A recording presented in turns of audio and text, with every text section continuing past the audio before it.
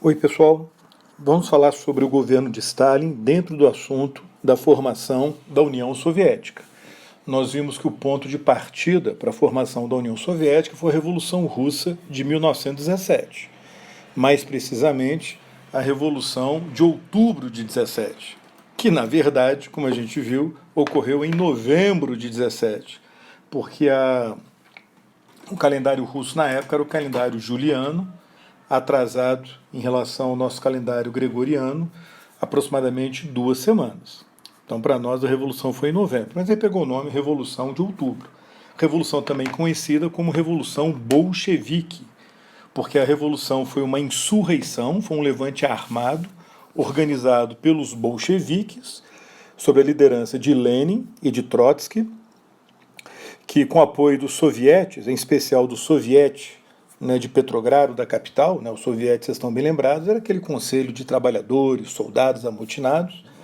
O soviete caiu sob liderança bolchevique no segundo semestre de 1917. Então, com o apoio dos sovietes, os bolcheviques derrubaram o governo provisório do Kerensky e assumiram o controle da Rússia. Isso em plena Primeira Guerra Mundial. Foi instalada, então, a ditadura do Partido Bolchevique, inicialmente sob a liderança de Lenin, que governou até morrer em 1924, de 17 a 24. Vimos que Lenin lançou as bases do regime socialista, ou do regime totalitário soviético, a ditadura de partido único começou com ele, a polícia política, inicialmente chamada de Checa, começou com ele, os campos de concentração de prisioneiros políticos, os gulags, começaram com ele.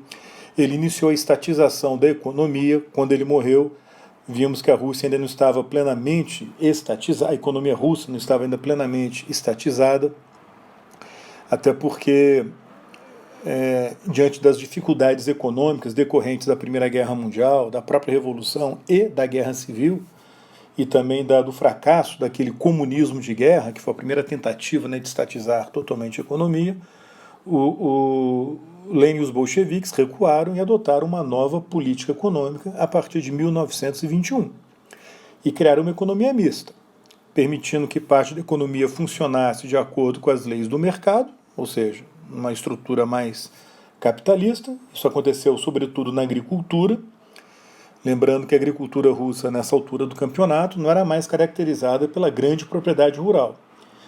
Já no início da Revolução Russa ocorreu uma revolução camponesa, onde os camponeses tomaram as terras, dividiram as terras entre si e dividiram de uma maneira desigual. Tinha camponês com melhores terras, camponeses com as piores terras e camponeses que continuam sem terra, porque o processo é um processo meio anárquico, desorganizado. Mas, de toda maneira, as grandes propriedades rurais sumiram. Então, essa agricultura capitalista que a ANEP incentivou foi a agricultura do pequeno proprietário rural, foi a agricultura do camponês, em especial de um camponês considerado rico, conhecido como kulak. Vimos isso. Mas o setor industrial e os serviços, eles ficaram estatizados. Então, a economia virou uma economia mista, uma economia, em parte, privada, capitalista, que era essa agricultura camponesa. Tinha também pequenas empresas urbanas, mas sobretudo a agricultura camponesa, e o setor estatal, que eram as grandes empresas industriais, de serviços, comunicação, transporte e tal, que ficaram nas mãos do Estado. Ora, isso não era socialismo como havia se imaginado. Se imaginava uma economia socialista sem a propriedade privada. Então, o processo ainda estava longe de ser concluído. Lenin, entretanto, morreu em 1924, e a questão do que fazer com a ANEP, junto com outras questões, como, por exemplo, a questão da expansão ou não do socialismo pelo mundo, como construir uma economia socialista industrial avançada na Rússia, que havia virado União Soviética em 1922, como criar essa economia a partir de uma estrutura que não era ainda plenamente industrializada, totalmente industrializada, como se imaginava que deveria ser o ponto de partida para a construção de uma economia socialista, na visão marxista, pelo menos clássica, ortodoxa. Então essas questões o Lenin não conseguiu resolver. Quando acabar com a ANEP, como criar uma economia industrial socialista, plenamente socialista, qual seria a relação da União Soviética, né, com o resto do mundo, né, difusão do socialismo, revolução mundial, essas coisas ele não conseguiu resolver. Ele morre em 24 e deixou toda essa questão para o seu sucessor. E o sucessor, como vocês sabem, eu já comentei, foi o Stalin. O Stalin assume... Assim, na prática, o Stalin assume o poder de fato em 1927. De 24 a 27, ele estava com o poder ainda compartilhado com membros do partido, da alta cúpula do Partido Comunista, em 27 que ele concentra de fato poderes. Mas, de uma forma geral, as pessoas costumam considerar que de 24 em diante o Stalin já estava no comando, embora isso só tenha acontecido plenamente a partir de 27. Mas foi sobre ele que de fato, a União Soviética virou um país socialista, né, com a economia plenamente estatizada. Então, nos aspectos gerais, o governo do Stalin consolidou o socialismo. Foi na época dele que o totalitarismo comunista alcançou o auge, né, o totalitarismo do Partido Comunista, e também foi na época dele que a União Soviética expandiu a sua influência pelo mundo. Muito bem. Então, antes de ele assumir o poder, ele teve que disputar esse controle do Partido Comunista da União Soviética e o controle da própria União Soviética com um rival poderoso, que era o Trotsky, né? Muitos achavam que o Trotsky seria o sucessor natural do Lenin. Por quê? Porque ele foi o presidente do Soviético de Petrogrado na Revolução de 17, né? Ele era uma figura famosa nos meios comunistas, ele era considerado intelectualmente mais brilhante do que o Stalin, foi ele que organizou o Exército Vermelho e venceu a Guerra Civil, né, sob o seu comando. Então ele era uma figura considerada mais próxima de ser um sucessor do Lenin. Só que o Trotsky ele tinha desvantagens, a começar pelo fato de que ele tinha entrado no Partido Comunista muito recentemente. Ele entrou só no segundo semestre de 1917. Né? E o Stalin já estava no Partido Bolchevique desde o início. Então o Trotsky era um recém-chegado. O Trotsky era considerado muito brilhante, mas ele era muito arrogante também. Ele humilhava as pessoas nas discussões, né?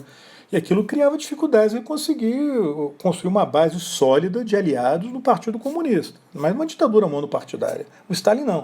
O Stalin era um homem de conchavos, de negociações, dos bastidores. O Stalin era o secretário-geral do Partido Comunista, o primeiro secretário-geral do Partido Comunista, né, foi o Stalin.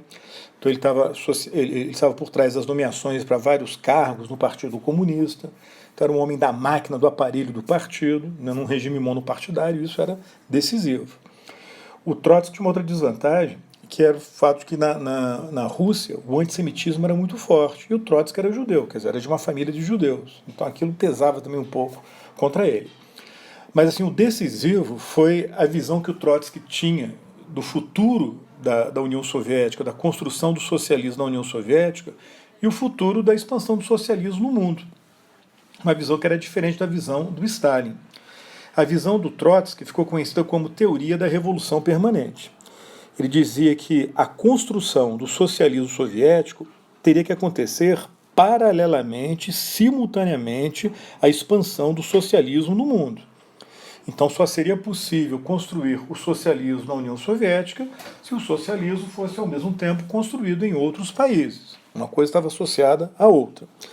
E a União Soviética, portanto, precisava incentivar e apoiar revoluções socialistas nos outros países, inclusive nos menos desenvolvidos, transformando revoluções democráticas, burguesas, né, como os marxistas costumam denominar as revoluções democráticas de base liberal, transformá-las imediatamente em revoluções socialistas. Então, uma revolução permanente. A revolução não podia parar, né, numa etapa burguesa ou democrática, teria que continuar na etapa socialista. Era uma visão mais internacionalista da construção do socialismo. E os seus partidários afirmavam que essa é a visão original do Marx. O Stalin, secretário-geral do Partido Comunista da União Soviética, defendia outra teoria, a teoria do socialismo num só país. Ele falava que a União Soviética tinha, sim, condições de criar primeiro o socialismo em seu território, consolidar o socialismo primeiro na União Soviética, evitando o confronto com as potências capitalistas vizinhas. Depois, quando ocorresse uma nova guerra mundial, né, com o colapso definitivo do capitalismo global, que é a expectativa, né, dos marxistas, em algum momento o capitalismo global vai entrar em colapso e haverá uma nova guerra mundial. Quando ocorresse essa nova guerra mundial entre as grandes potências capitalistas, a União Soviética ficaria neutra, quieta, parada, se fortalecendo do ponto de vista econômico, tecnológico, industrial e militar. Essa guerra iria arruinar o capitalismo definitivamente, mais do que a Primeira Guerra Mundial havia arruinado, havia gerado problemas. O mundo capitalista entraria em colapso por causa dessa guerra entre as grandes potências, e aí sim, a União Soviética, já industrializada, fortalecida, né, e socialista, iria expandir o socialismo pelo mundo. Então ambos concordavam com a expansão do socialismo. Só que por Trotsky, a construção do socialismo soviético aconteceria paralelamente à expansão do socialismo pelo mundo, incentivado pela União Soviética. E para o Stalin, não. Primeiro a gente, segundo ele, primeiro a gente contém essas revoluções socialistas no mundo, né, para manter boas relações com os países capitalistas, e construímos primeiro o socialismo na União Soviética. Só depois a gente expande pelo mundo. A visão do Stalin era considerada mais segura pela burocracia, pelos membros do partido, né, que evitavam um confronto com o resto do mundo. O Stalin vence essa disputa. O Trotsky foi expulso do Partido Comunista, foi expulso da União Soviética, no final acabou exilado no México. Lá no México ele tentou organizar um movimento comunista internacional, independente do Stalin, fazendo oposição a Stalin, dizendo que Stalin havia traído a Revolução Mundial, que o socialismo que ele estava construindo na União Soviética era um socialismo degenerado e burocratizado, isso é chamado de stalinismo. Até hoje os trotskistas, né, chamam os partidos e os regimes de modelo, seguindo a linha do Stalin, de modelo stalinista, e acabou virando uma ameaça para a própria liderança do Stalin no movimento comunista internacional. Né. Em 1940, Trotsky foi assassinado lá no México, né, por um agente stalinista. Bom, Stalin assume o controle da União Soviética. O que é que a gente pode destacar do regime dele do ponto de vista econômico? O Stalin, pessoal, acabou com a NEP e estatizou totalmente a economia, que passou a ser uma economia planificada, com o Estado planejando o que seria produzido, quando, como, de que forma, para quem e a que preço. Com metas a serem alcançadas por vários setores de 5 em 5 anos. São os planos quinquenais, uma economia, portanto, planificada, né, com essas metas quinquenais. A parte mais famosa das medidas do Stalin na economia foi a questão da agricultura. Aquela agricultura que era uma agricultura, em grande medida, privada, nas mãos de pequenos proprietários rurais, os kulaks. O Stalin, então, ordena a coletivização da agricultura e a sua mecanização. Né? As terras foram tomadas dos camponeses. Os kulaks, sobretudo, foram eliminados, especialmente na Ucrânia, né, no celeiro da União Soviética, o celeiro da Rússia, onde havia a maior quantidade de kulaks, lá eles são exterminados.